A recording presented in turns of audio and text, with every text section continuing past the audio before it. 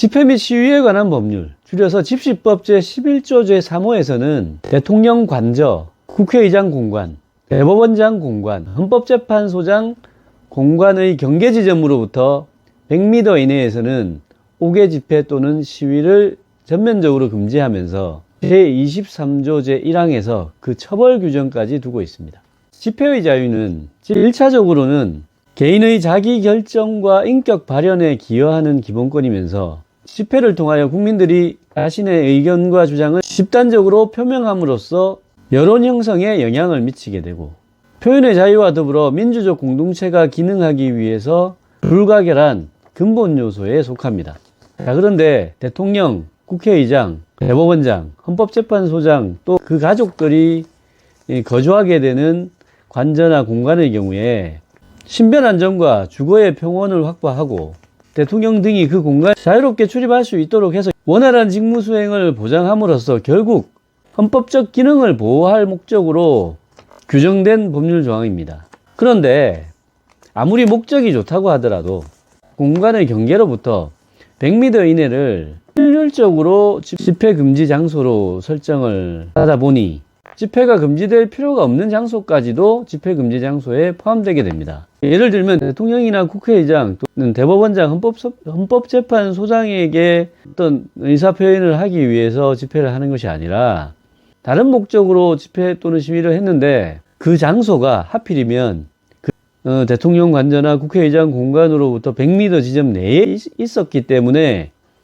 결과적으로 허용되지 않는 집회를 주최하였거나 참여하였다는 이유로 형사처벌을 받게 되는 경우가 많았습니다. 또 많은 사람이 참여하지 않는 소규모 집회의 경우에는 대규모 집회 또는 시위로 변질될 우려가 없는 경우가 많고, 또 대통령 또는 국회의장 등의 헌법적 기능이나 안전에 직접적인 위협이 될 가능성도 적고, 또 대통령이나 국회의장 등이 그 공간에 출입하는 것과 직접적으로 관련도 없는 공간에서 집회가 열릴 경우에는 더더구나 그 침해 위험성이 없다고 봐야 됩니다. 따라서 집시법 제11조 3호의 규정은 입법 목적 달성에 필요한 범위를 넘는 과도한 제한으로 침해의 최소성 그리고 법익의 균형성에 반한다. 그래서 결국 과잉금지 원칙에 위반되어서 과도하게 집회의 자유를 침해하기 때문에 그 위헌 논란이 계속되어 왔습니다. 그래서 집시법 제23조 1항에 따른 처벌 규정에 따라 통상 벌금형의 약식 명령을 받은 피고인들이 정식 재판을 청구한 후에 법원에 집시법 제11조 제3호와 그 처벌 규정인 23조 1항에 대해서 위헌법률 심판 재청 신청을 하고, 담당 법원이 그 재청 신청을 받아들여서